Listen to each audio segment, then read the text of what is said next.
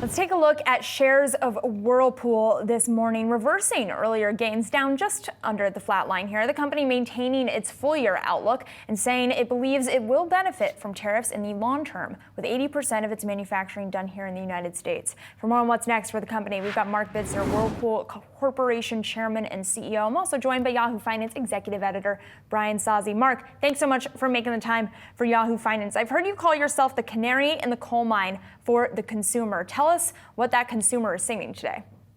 Yeah, Madison, first of all, and Brian, thanks for having me back on the show. Yes, we do have a good sense for what's going on the consumer side. Just to put it in perspective and also relating back to my prior speaker, Bob, he was talking about the bookings a couple months out. Our order pipeline typically is 6 to 8 days. So we get a pretty fast sense in terms of what's happening with consumer sentiment. And what we saw on the consumer side in Q1 is actually, even coming out of election, there was actually quite a bit of a positive spirit out there. Consumer confidence was not bad. Actually, we saw a very strong sell-through in discretionary sales. And I think amidst all the uncertainty, which we all experienced, kind of starting mid-February and continuing, consumer confidence has dropped and the discretionary side of demand has dropped quite a bit. So what we do see right now is a strong replacement demand that has kept up very strong since COVID. But the discretionary side, yeah, it took its toll, and right now we don't see it even in Q2 so far recovering. Marc, good to see you as always. Just hopped off your earnings call that ended a little while ago, listening to it live on Yahoo Finance. Very excited about that for the first time. You sound pro-tariff. Why?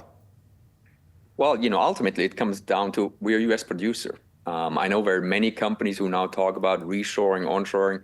We never left. And what I mean with that is more than 80% of what we sell in the U.S. is produced in the U.S. We have 10 large factories in the U.S. We have a long heritage of producing in the U.S.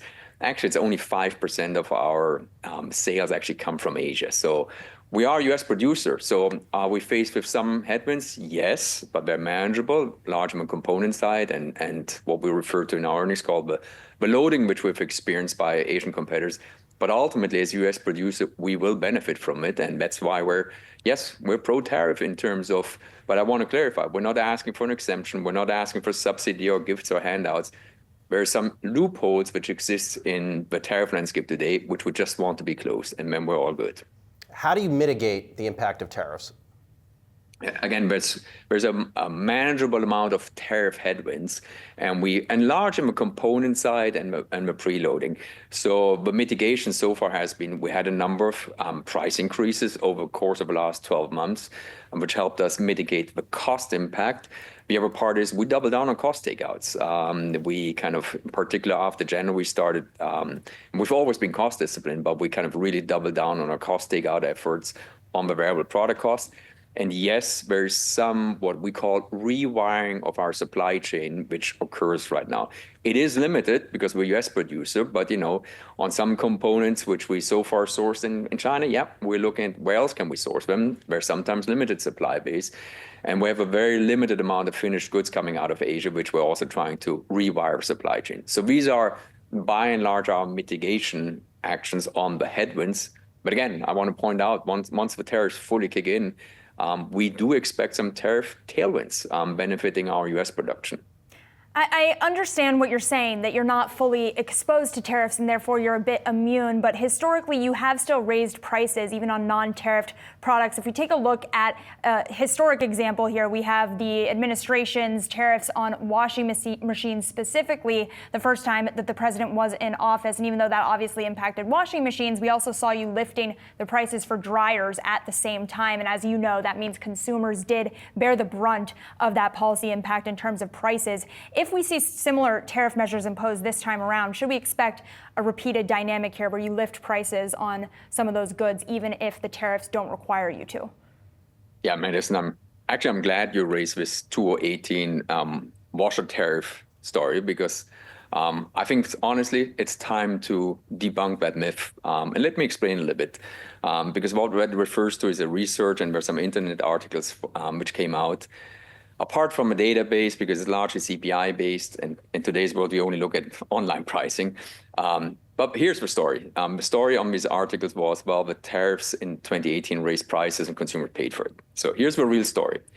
Once the tariffs came into play, where Asian producers were caught by surprise and finally started putting factories in the US. They didn't do it before, they didn't do it after. So of course there was initially a shortage that drove to an increase of prices for a very short period. Once these factories came online, the prices actually came down to pre-tariff levels. When subsequently, and this is what the studies got completely wrong, the prices raised again. That was obviously, why would the price all of a sudden raise 2 years after the tariffs came into play? Simple reason, there was a thing called COVID, where nobody had supply. So yes, during COVID, prices raised. Now, the more relevant thing, and I think this is getting lost in all this discussion, and it's important to set the record here straight. So now we're 7 years after these tariffs came into play. So today you have 2 factories more in the US. They're competitive factories, but they're 2 factories more, which didn't exist before. And again, after the tariffs, no Asian producer ever opened a factory again. So it was during these times, so 2 factories more, and the prices are down to 2014 level. Now, how many products do you know where the prices are back to 2014 levels? Honestly, I wish eggs would be on the level of 2014 prices. So today, from my perspective, consumer pays less than 10 years ago or same, and we have 2 factories more. So in my view, call me pro-tariff, but in this case, the 201 tariffs back then worked. Yeah, good luck with that egg call out, Marc. I don't think they're going back to 2014 levels. But let me ask you this before we let you go. So you make products around the world. You have 25 locations, if I'm correct, 16 countries, 10 manufacturing plants in North America. Is what's happening on the tariff front, are you more inclined to tell your board, hey guys, I want to build 2 more plants in the United States, and if it takes 5 to 7 years, so be it, I need this capital. I mean, are you more inclined to just close those other sites? Yeah, so Brian, first of all, from a global footprint, our factories are largely region for region. So basically what we sell in North America is produced in North America, what we sell in Latin America is produced in Latin America, same for Asia. So that gives us already a natural tariff hedge. Right now, in particular, as it comes to North America, honestly, we have capacity. Right now, I would say our factories are underutilized. We had to make some difficult decisions in the past. So we have real capacity to fill it. And that, I think, in this broader tariff discussion is a big difference to other industry.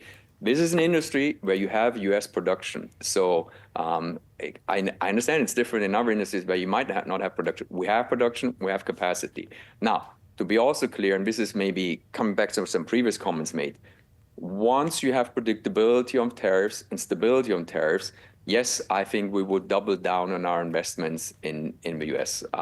Actually, we spoke with the administration and we laid out some clear commitments which we would do above and beyond what we have already in the US. And I do see a significant potential surge on production in the US.